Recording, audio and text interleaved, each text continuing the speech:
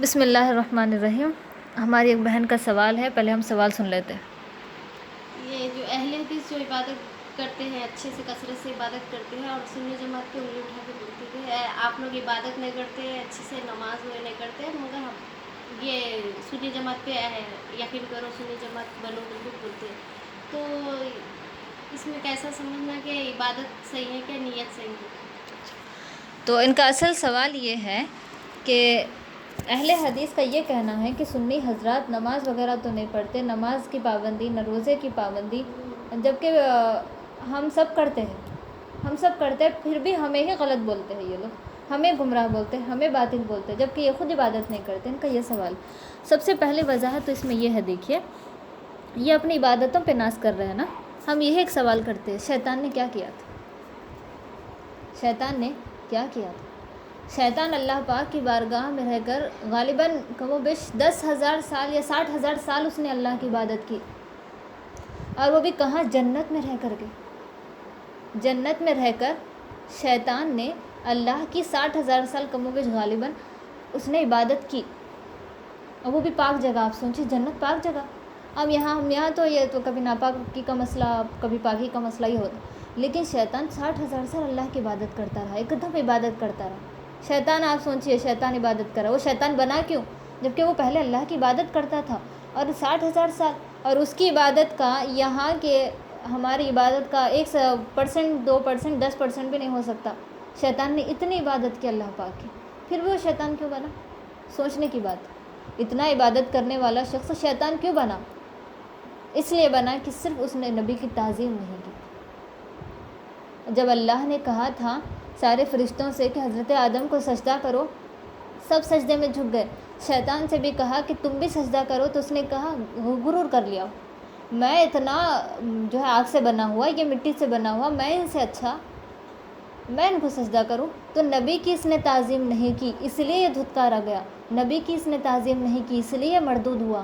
نبی کی اس نے تعظیم نہیں کی، اسی لیے اس کی 60,000 سال کی عبادت ساری بیکار، 60,000 سال کی عبادت ساری بیکار ہو گئی۔ کہاں گئی اس کی ساری عبادت؟ کیا پھل اس کو ملا عبادتوں کا؟ ہم یہ نہیں کہتے کہ ہم سنی حضرات کا جو سنی کہلاتے ہیں، عوام، ہم پہلے واضح کر رہے ہیں کہ اہل سنت والجماعت کا بیس علماء ہے۔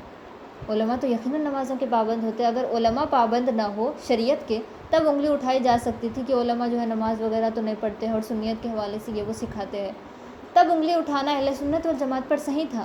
لیکن عوام نماز نہیں پڑھ رہی ہے نا، تو یہ عوام دوشی ہے اس کے، اہل سنت والجماعت نہیں ہے۔ جبکہ اہل سنت والجماعت کا بیس علماء ہے، مفتیان ہیں، یہ سب حضرات ہیں، عوام اور افراد نہیں ہے۔ یہ پہلی بات۔ تو یہ عوام اور افراد کو دیکھ کر کے یہ لوگ جو ہے رات بھر جلسے کرتے ہیں، نعت نبی پڑھتے ہیں، اور صبح جو ہے فجر کی نماز بول کر دیتے ہیں۔ ہم یقیناً اس بات کو مانتے ہیں کہ عوام کا اس طرح کرنا صحیح نہیں ہے، کہ جب وہ الحمدللہ ایمان کے حوالے سے کامل ہے، یقین کے حوالے سے، نبی کی تعظیم، اولیاء کی تعظیم، اللہ رب العزت کی عبادت کرنا ہے، اب انہیں تعظیم کرنے کے حوالے سے، ایماننے کے حوالے سے، محبت کے حوالے سے بہت اچھے ہیں، تو ہم یہ حکم دیتے ہیں، حکم سے مراد یہ کہتے ہیں کہ یقیناً عبادت کرنی چاہیے، اللہ پاک کی عبادت کو چھوڑنا نہیں چاہیے۔ اب آپ بتائیے، اہل سنت والجماعت کے سارے علماء جو ہے سب کو نماز کی تلقین کرتے ہیں، یہ نہیں کہ تم نماز نہیں پڑھو، صرف نذر و نیاز کرو، ایسا نہیں بولتے، ایسا کبھی نہیں بولتے۔ اب آپ دیکھیے، کوئی بھی جب مسئلہ ہمارے حضرت کے پاس سے اگر کوئی پریشانی وغیرہ کا مسئلہ آتا ہے، صرف ہمیشہ یہ ایک حکم دیتے ہیں کہ نماز کی پابندی کرو، نماز کی پابندی کرو، نماز کی پابندی کرو، نماز کی پابندی کرو۔ تو یقیناً ہم اس بات کو مان رہے ہیں کہ عوام جو کر رہی ہے، تو صرف نذر و نیاز کرنا سب کچھ نہیں ہے، اسے عبادت بھی کرنی چاہیے، لیکن یہ اپنی عبادتوں کو دیکھتے ہوئے یہ ساری چیزوں کو نگلیکٹ نہیں کر سکتے۔ جو بھی اہل سنت والجماعت کے علاوہ جو جماعتیں ہیں، جیسے جماعت اسلامی، جو بھی جماعتیں اہل حدیث، وہابی، یہ سارے جتنے بھی ہیں، تو یہ اپنی عبادتوں پر ناز کرتے ہوئے اہل سنت والجماعت پہ انگلی اٹھا رہے ہیں، جبکہ اہل سنت والجماعت محبت کے حوالے سے، ایمان کے حوالے سے کامل درس دیتے ہیں اور کامل درس لیتے ہیں۔ انبیاء کی تعظیم کرنا بھی اہل سنت والجماعت میں ہے، محبت، انبیاء سے محبت ہونا، اولیاء سے محبت ہونا، ان کی تعظیم کیسی ہونی چاہیے، اللہ نے انبیاء کے حوالے سے کیا حکم دیا ہے، اولیاء کے حوالے سے کیا جو ہے سوچ رکھنی چاہیے، یہ الحمدللہ عقیدہ ایک دم مضبوط ہے، عقیدہ مضبوط ہے۔ عمل میں گڑبڑی ہو تو کامیاب ہو سکتے، لیکن عقیدے میں گڑبڑی ہو تو کبھی کامیاب نہیں ہو سکتے۔ اب آپ دیکھیے عمل کتنا بھی کر کے شیطان بیکار ہو گیا سب، نبی کی اس نے تعظیم نہیں کی، نبی کی اس نے عزت نہیں کی، اللہ کا حکم اس نے نہیں مانا، تو وہ تو دھتکارا گیا، سارے عمل اس کے برباد ہو گئے۔ تو اصل چیز جو ہے وہ ہے ایمان، وہ ہے عقیدہ۔ اگر اس میں ہم کامل رہے تو اگر عمل میں اونچ نیچ رہی بھی تو ہم جو ہے آگے کامیاب ہو جائیں گے، نبی شفاعت فرمائیں گے۔ لیکن اگر اعمال بہت کچھ رہے لیکن عقیدے میں اگر گڑبڑی رہی تو ہم کبھی کامیاب نہیں ہو سکتے، کبھی کامیاب نہیں ہو سکتے، کبھی کامیاب نہیں ہو سکتے۔ عقیدہ اور ایمان ہمارا پختہ ہونا چاہیے، انبیاء کے حوالے سے، اولیاء کے حوالے سے، سب کے حوالے سے۔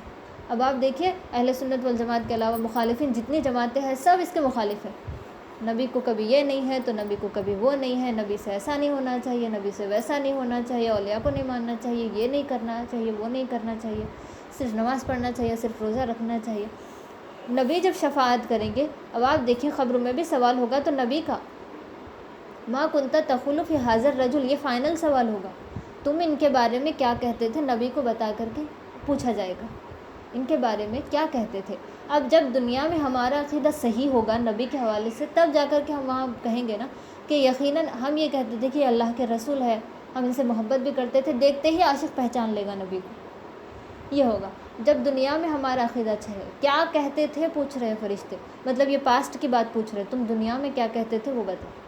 اگر دنیا میں ہم اگر کوئی یہ کہے نبی کے حوالے سے کہ نبی زندہ نہیں ہے، نبی سنتے نہیں ہیں، نبی تک سلام نہیں پہنچتا ہے، نبی مختار نہیں ہے، نبی حاجت روا نہیں ہے، اگر یہ ساری باتوں کا پھر وہی جواب دینا ہوگا قبر میں بھی، جو دنیا میں کہتے تھے وہی جواب دینا ہوگا۔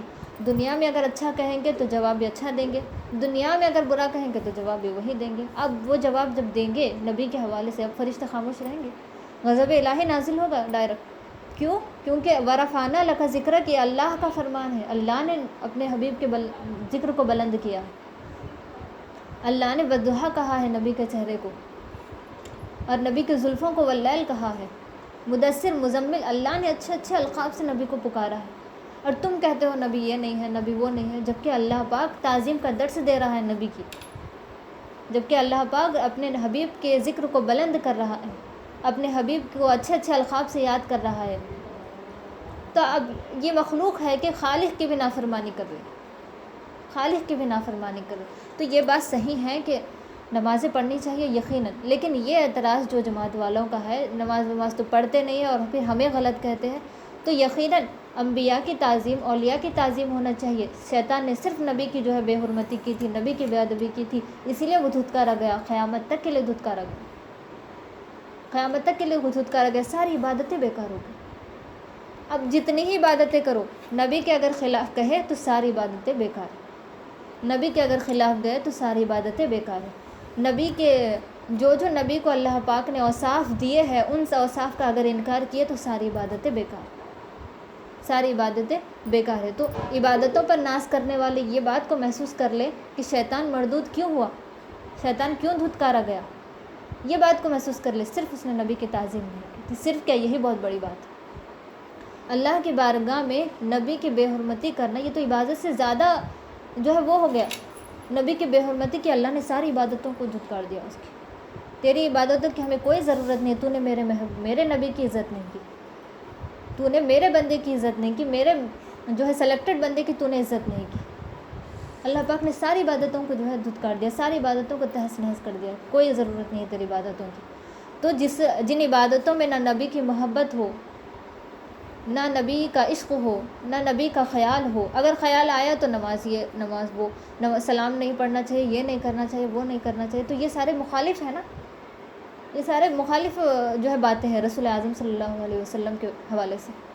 محبت والی بات نہیں ہے، محبت اگر ہوتی تو محبوب کی ہر چیز کو مان لیتے، لیکن ہم یہ نہیں مانتے، ہم وہ نہیں مانتے، یہ شرک ہے تو یہ کفر ہے، یہ شرک ہے تو یہ کفر ہے، یہ سارے جو فتوے دے رہے ہو، یہ سارے جو فتوے دے رہے وہ عقیدے پہ ہے، اب جب عقیدہ صحیح نہیں ہوگا تو پھر عمل بھی کچھ کام نہیں آئیں گے۔